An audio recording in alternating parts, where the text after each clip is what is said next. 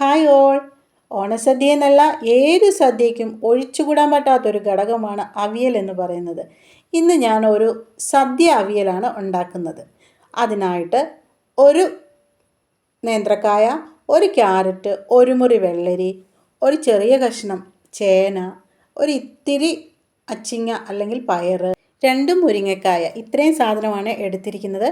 ഇനി ഇതിൻ്റെ കൂടെ പടവലങ്ങ ഉപയോഗിക്കാം, അങ്ങനെ പിന്നെന്താ ബ്രിഞ്ചാൾ അത് ഉപയോഗിക്കാം. പക്ഷേ ഇതൊന്നും എൻ്റെ അടുത്ത് ഇല്ലാത്തത് കൊണ്ട് ഞാൻ ഇത്രയും സാധനം വെച്ചിട്ടാണ് ഉണ്ടാക്കുന്നത്. സദ്യ അവിയൽ അല്ലാത്ത സാധാരണ അവിയലിൽ നമ്മൾ കാച്ചിൽ, ചേമ്പ്, ഇങ്ങനെ കുറേ പാവയ്ക്ക ഇടുന്നവരുണ്ട്. പക്ഷേ സദ്യ അവിയലിനകത്ത് നമ്മൾ ഈ വക ഐറ്റംസ് ഒന്നും ഇടത്തില്ല. ഞാൻ ഒരു വലിയ ഒരു പാത്രം എടുത്തിട്ട് ചുവട് കട്ടിയുള്ള പാത്രം വേണം നമ്മൾ സദ്യ അവിയൽ ഉണ്ടാക്കാൻ വേണ്ടിയിട്ട് പ്രത്യേകിച്ച് വേണ്ടത്. കാരണം വെള്ളം ചേർക്കുന്നില്ല നമ്മൾ. ഞാൻ അതിലേക്ക് കുറച്ച് വെളിച്ചെണ്ണ ഒഴിച്ചു, കുറച്ച് കറിവേപ്പില അതിൻ്റെ അകത്തോട്ടിട്ടു അടി പിടിക്കാതിരിക്കാൻ. ഇനിയും ഈ കഷ്ണങ്ങളെല്ലാം ഇടുന്നതിനും ഒരു പ്രത്യേകതയുണ്ട്. ഫസ്റ്റ് നമ്മൾ ചേന ഇടണം, കാരണം കുറച്ച് വേവുള്ളത് ചേനയാണ്. ചേന ഇട്ടു. ഇനി അതിൻ്റെ മുകളിൽ വേണം നമ്മൾ വെള്ളരിക്ക, പടവലങ്ങ ഇതൊക്കെ ഇടാൻ. കാരണം ഈ വെള്ളരിക്കേൻ്റെയും പടവലങ്ങേൻ്റെയും ഒക്കെ വെള്ളം ഇറങ്ങിയിട്ട് വേണം നമ്മുടെ ഈ ചേനയൊക്കെ വേവാനുള്ള സാധനങ്ങൾ വേകേണ്ടത്. അപ്പോൾ ഇനി നമുക്ക് രണ്ടാമതായിട്ട് ഇട്ട് കൊടുക്കേണ്ടത് വെള്ളരിക്ക. അതും നീളത്തിൽ, എല്ലാ കഷ്ണങ്ങളും അളന്നു തൂക്കി നീളത്തിൽ വേണം അരിഞ്ഞെടുക്കാൻ. ഒരേ വലുപ്പത്തിൽ അരിഞ്ഞാലാണ് ഒരുമിച്ച് വെന്ത് വരുന്നത്.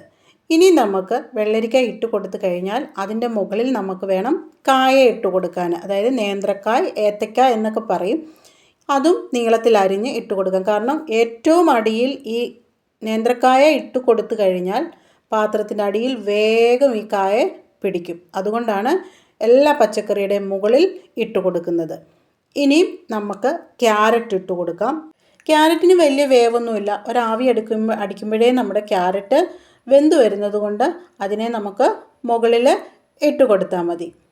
ഈ അവിയൽ എന്ന പേര് വന്നത് തന്നെ ആവിയിൽ പുഴുങ്ങിയെടുക്കുന്ന ഒരു വിഭവമായതുകൊണ്ടാണ് അവിയൽ എന്ന പേര് വന്നിരിക്കുന്നത്. ഇതിന് വെള്ളം ഒഴിക്കേണ്ട കാര്യമില്ല. കാരണം ചെറിയ തീയിൽ നമ്മൾ കഷ്ണങ്ങളെല്ലാം വെന്ത് ആ പച്ചക്കറി കഷ്ണങ്ങളിൽ നിന്ന് വെള്ളം ഇറങ്ങിയിട്ട് വേണം ബാക്കി സാധനങ്ങളൊക്കെ വെന്ത് വരാൻ വേണ്ടിയിട്ട്. ഇനി നമുക്ക് പയർ നീളത്തിലരിഞ്ഞ് അതും കൂടെ ഇട്ട് കൊടുക്കാം. പയറിനൊന്നും എല്ലാവർക്കും അറിയാം, അധികം വേവില്ല. ഒരാവി അടിക്കുമ്പോഴേ പയറൊക്കെ വെന്ത് വരും. പിന്നെ വീഡിയോ കാണുന്നവർ എന്തായാലും ചാനലൊന്ന് സബ്സ്ക്രൈബ് ചെയ്യാൻ മറക്കണ്ട. ലൈക്ക് ചെയ്യുക, ഷെയർ ചെയ്യുക. പിന്നെ ഇഷ്ടപ്പെട്ടെങ്കിൽ നല്ല നല്ല കമൻറ്റുകൾ ഇടുക, ഇഷ്ടപ്പെട്ടില്ലെങ്കിലും കമൻറ്റ് ഇടുക, പിന്നെ ഷെയർ ചെയ്യുക. ഇപ്പം മുരിങ്ങക്കായ ഇടണ്ട, ഒരാവി വന്നു കഴിഞ്ഞിട്ട് മാത്രം മുരിങ്ങക്കായ ഇട്ടാൽ മതി. മുരിങ്ങക്കായ്ക്കും അധികം വേവില്ല. വെന്ത് കഴിഞ്ഞാൽ അതങ്ങ് പൊട്ടി ഉടഞ്ഞ് അങ്ങ് പോകുന്നത് കൊണ്ട് നമുക്ക് പിന്നീട് ഇടാം. ഇനി ഇതിനാവശ്യമായിട്ടുള്ള ഉപ്പിട്ട് കൊടുത്തു. ഇനി നമുക്ക് കുറച്ച് മുളക് പൊടി ഇട്ട് കൊടുക്കണം.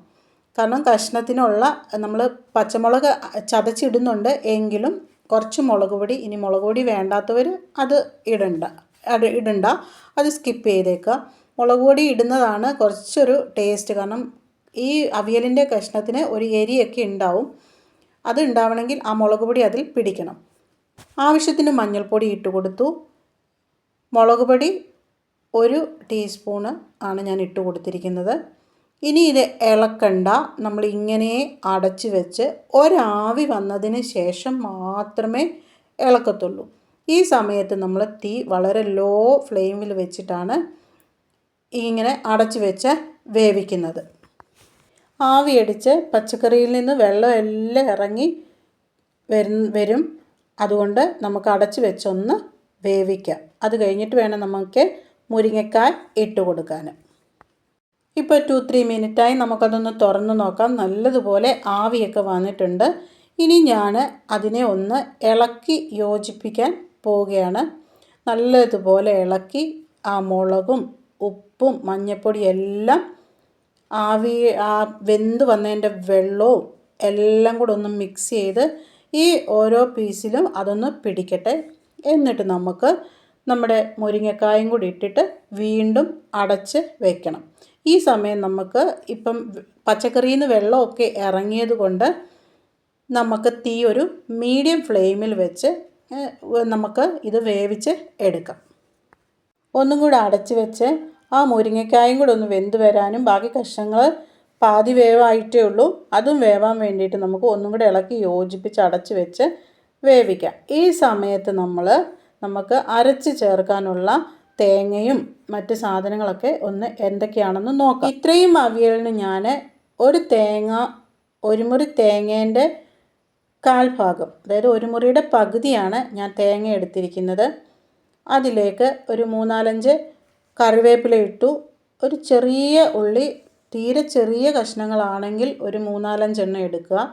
2 പച്ചമുളക്, ഇത് എരിയുള്ളതായതുകൊണ്ടാണ് 2 പച്ചമുളക് എടുക്കുന്നത്. ഒരു 1/4 ടീസ്പൂൺ ജീരകം. ഇത്രയാണ് നമുക്ക് അരച്ചെടുക്കേണ്ടത്. ഇനിയിപ്പം അവിയലിൻ്റെ കഷ്ണങ്ങൾ എടുക്കുമ്പോൾ നമ്മൾ വളരെ ശ്രദ്ധിക്കാനുണ്ട്. ഏറ്റവും കൂടുതൽ എടുക്കേണ്ടത് ചേനയാണ്. ചേനയുടെ അളവിൽ തന്നെ വേണം വെള്ളരിക്കായും പടവലങ്ങായും എടുക്കാൻ. കാരണം അതിലൊക്കെ ധാരാളം വെള്ളം ഉള്ളത് കൊണ്ട് ആ വെള്ളം ഇറങ്ങിയിട്ട് ഈ പച്ചക്കറി നല്ലതുപോലെ വെന്ത് വരും. ഇനിയും അതിൻ്റെ പകുതിയാണ് നമ്മൾ നേന്ത്രക്കായ എടുക്കുന്നത്. നേന്ത്രക്കായയുടെയും പകുതിയാണ് നമ്മൾ പയറ്, പിന്നീടുള്ള ബ്രിഞ്ചാൾ, പിന്നെ അതിൻ്റെയും പകുതിയാണ് നമ്മൾ മുരിങ്ങക്കായ എടുക്കുന്നത്. അത് 1-2 എണ്ണം മതി. ഇത്രയുമാണ് അളവായിട്ട് നമ്മൾ പച്ചക്കറി എടുക്കുന്നത്. ഒത്തിരി തേങ്ങ എടുക്കണ്ട. ഒത്തിരി തേങ്ങ ആയിക്കഴിഞ്ഞാൽ അത് പുഴുക്ക് പോലെ ആവും. ആവശ്യത്തിനുള്ള തേങ്ങ മാത്രം അരച്ചാൽ മതി. ഇനി നമുക്കിത് നല്ലതുപോലെ ഇളക്കി എടുക്കണം. എന്നിട്ട് നമുക്ക് ആ അരച്ച അരപ്പിനെ അതിനകത്തോട്ട് ഇട്ട് കൊടുക്കാം. തേങ്ങ ഒരുപാട് അരയണ്ട, ചതച്ച് മാത്രം എടുത്താൽ മതി. അരഞ്ഞു പോയി കഴിഞ്ഞാൽ അവിയലിന് ടേസ്റ്റ് ഇല്ല. കാരണം തേങ്ങ അങ്ങനെ കടിക്കുന്നതാണ് ഏറ്റവും ടേസ്റ്റ്. ഇനി ഇതിനെ ഒന്ന് തത്തിപ്പൊത്തി വെക്കുക എന്ന് പറയില്ലേ, എല്ലാം കൂടെ അടുപ്പിച്ച് കൂട്ടി നമുക്കൊന്ന് വെച്ചിട്ട് ഒരു 1 മിനിറ്റ് അല്ലെ 2 മിനിറ്റ് ഒന്ന് അടച്ച് വെച്ചിട്ട് നല്ലതുപോലെ ആവി കയറിയാൽ മതി. അരപ്പ് വെന്ത് പോകണ്ട. വെന്ത് പോയി കഴിഞ്ഞാൽ നമ്മുടെ അവിയലിൻ്റെ ടേസ്റ്റേ മാറിപ്പോവും. ഇനി അവിയലിൻ്റെ ഒരു സീക്രട്ട് പറയാം. ഇതിന് 3 പച്ച സാധനങ്ങളാണ് ഉപയോഗിക്കുന്നത്. അതായത് പച്ച തേങ്ങ, പച്ച വെളിച്ചെണ്ണ, പച്ച കറിവേപ്പില. ഈ 3 കാര്യങ്ങളാണ് ഈ അവിയലിന് ഏറ്റവും കൂടുതൽ ടേസ്റ്റ് നൽകുന്നത്. ഇപ്പം നമ്മുടെ അവിയലിന് അരപ്പിനകത്തോട്ട് ഒരാവി വന്നു, അത് മതി. തേങ്ങ വെന്ത് പോകണ്ട. ഇനിയുമാണ് നമ്മൾ ഒരു കട്ടത്തൈര്, നല്ല കട്ടത്തൈര് ഒഴിക്കുക. ഞാൻ ഏകദേശം ഒരു 1/4 കപ്പ് കട്ടത്തൈര് ഒഴിച്ചിട്ടുണ്ട്. ഒരുപാട് പുളിയുള്ള തൈര് വേണ്ട, എന്നാൽ ലേശം പുളിയുള്ള തൈരാണ് വേണ്ടത്. തൈര് ഇടുന്നത് കൊണ്ട് തന്നെ നമ്മൾ വീണ്ടും എക്സ്ട്രാ പുളിയൊന്നും ചേർക്കേണ്ട കാര്യമില്ല. തന്നെയുമല്ല, സദ്യ അവിയലിന് നമ്മൾ പുളി ചേർക്കാറില്ല. നമ്മൾ കാച്ചിലും ചേനയൊക്കെ ഇട്ടിട്ട് വെക്കുന്ന ആ അവിയലിന് നമ്മൾ പുളി ചേർത്താലും നല്ല ടേസ്റ്റാണ്. ഇതിന് നമുക്ക് തൈര് തന്നെയാണ് വേണ്ടത്. തൈരിട്ടിട്ട് പിന്നെ അധികം ചൂടാക്കേണ്ട കാര്യമില്ല. ആ കഷ്ണത്തിലുള്ള ചൂട് തന്നെ മതി. ആ തൈരൊന്ന് അതുമായിട്ട് യോജിപ്പിച്ച് നമുക്ക് ഇനിയും ആണ് ഏറ്റവും ടേസ്റ്റ് തരുന്ന നമ്മുടെ പച്ച വെളിച്ചെണ്ണ. അപ്പം പച്ച വെളിച്ചെണ്ണ നമുക്ക് ഇതിലോട്ട് ഒഴിച്ചു കൊടുക്കണം. അപ്പോൾ ഇച്ചിരി ഉപ്പിൻ്റെ കുറവ് പോലെ തോന്നിയതുകൊണ്ട് തൈരിടുമ്പോൾ ഇച്ചിരി ഉപ്പൂടെ വേണമല്ലോ, ആ ഉപ്പ് ഇട്ട് കൊടുത്തിട്ടുണ്ട്. പച്ച കറിവേപ്പില ഇട്ട് കൊടുത്തു. ഇനി പച്ച വെളിച്ചെണ്ണ ഒഴിച്ചു കൊടുത്തു. നമ്മുടെ അവിയലിൻ്റെ പണി കഴിഞ്ഞു. ഈ സമയത്ത് ഈ പച്ച വെളിച്ചെണ്ണ ഒഴിക്കുമ്പോൾ തീ ഓഫ് ചെയ്ത് തന്നെ വെക്കണം. ആ കഷ്ണത്തിൻ്റെ ചൂട് മാത്രം മതി. ഇനി എല്ലാം കൂടെ അടുപ്പിച്ച് വെച്ചിട്ട് അടച്ചങ്ങോട്ട് വെക്കുക. എപ്പോൾ നമ്മൾ ഫുഡ് കഴിക്കാൻ എടുക്കുന്നു ആ സമയം മാത്രം എടുത്താൽ മതി. അപ്പോഴത്തേന് വളരെ ടേസ്റ്റായിട്ട് ഈ പച്ച വെളിച്ചെണ്ണയുടെയും കറിവേപ്പിലേൻ്റെയും എല്ലാം കൂടെ മണം അടിപൊളി അവിയലായിട്ട് നമുക്ക് നല്ല ടേസ്റ്റോടെ വരും. ഞാനൊരു വാഴയില എടുത്തു. അതിലേക്ക് ഇതൊന്ന് സെർവ് ചെയ്യാൻ വേണ്ടിയിട്ട് വെച്ച് കാണിക്കാം. നോക്കിക്കേ. അപ്പോൾ ഇത്രയേ ഉള്ളൂ. സദ്യ അവിയൽ ഉണ്ടാക്കാൻ ഈസിയല്ലേ? അപ്പോൾ എന്തായാലും മസ്റ്റായിട്ട് ഈ ഓണത്തിന് ഈ അവിയൽ, സദ്യ അവിയൽ ഉണ്ടാക്കണം. അടുത്തൊരു വീഡിയോയിൽ കാണും വരെ എല്ലാവർക്കും നന്ദി.